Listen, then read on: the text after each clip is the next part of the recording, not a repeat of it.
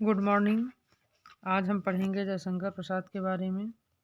जयशंकर प्रसाद का जन्म 30 जनवरी 1889 ईस्वी को होता है और इनकी मृत्यु 15 फरवरी 1937 को हो जाती है। कुल मिलाकर ये मात्र 47 वर्ष तक जीवित रहते हैं। इनके माता का नाम मुन्नी देवी और पिता का नाम देवी प्रसाद था।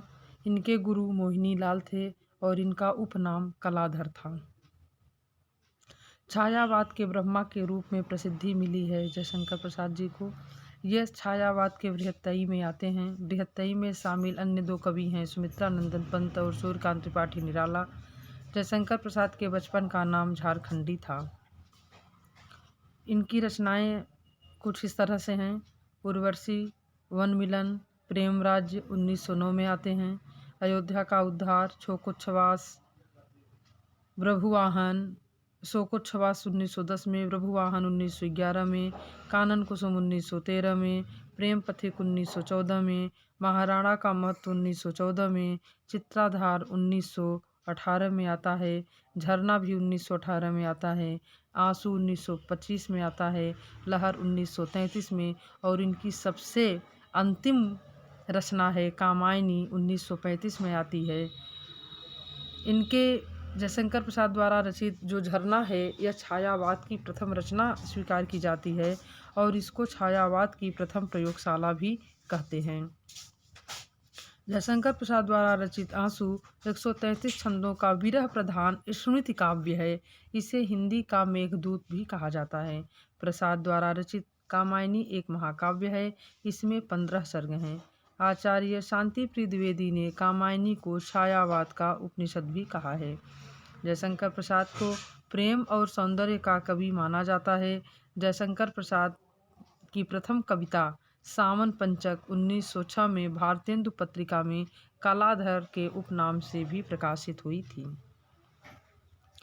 जयशंकर प्रसाद की प्रथम छायावादी कविता प्रथम प्रभात सन 1918 ईस्वी में प्रकाशित हुई, जो झरना काव्य संग्रह में संकलित है। जयशंकर प्रसाद की प्रथम पुस्तक के आकार में छपी रचना उर्वशी है और यह एक चंपू काव्य है। चंपू का मतलब होता है गद्य और पद्य में दोनों मिश्रित मिलाकर लिखी गई रचना को चंपू कहते हैं। खड़ी बोली में जयशंकर प्रसाद का प्रथम काव्य संग्रह कानन कुसुम है। जयशंकर प्रसाद द्वारा रचित चित्राधार ये ब्रज में रचित है। इनकी कविताओं का ब्रज में लिखित कविताओं का संकलन है चित्राधार। कामायनी महाकाव्य का संक्षिप्त परिचय हम लोग जानते हैं कि यह 15 सर्गों में लिखा है इन्होंने। इसका अंगी रस शांत रस है। इसका दर्शन समरसतावाद और आनंदवाद का मिलता है। इसके मुख्य पात्र हैं मनु, श्रद्धा, इड़ा और कुमार। यह तांटक छंद में लिखा गया है। इसका यह छंद में तो और भी लिखा गया है, लेकिन इसका मुख्य छंद तांटक छंद ही है। इसके 15 सर्गों के नाम कुछ इस प्रकार हैं: चिंता, आशा, श्रद्धा, काम, वासना, लज्जा, कर्म, ईर्ष्या, ईड़ा, स्वप्न, संघर्ष, निर्वेद, दर्शन, रहस्य और आनंद। इन्होंने अपने पात्रों को प्रतीकों के रूप में रखा है। अब देखते हैं इनका कौन सा पात्र किसका प्रतीक है। जैसे मन जो प्रतीक है वो मनु पात्र का है। हृदय, श्रद्धा, यह गांधी से भी प्रभावित हैं, गांधीवाद से भी प्रभावित है। बुद्धि, ईड़ा पात्र का प्रतीक बुद्धि है और जो कुमार नाम का पात्र होता है वह मानव का प्रतीक है, आज के मानव का प्रतीक है और यह कुमार मनु के पुत्र का नाम है।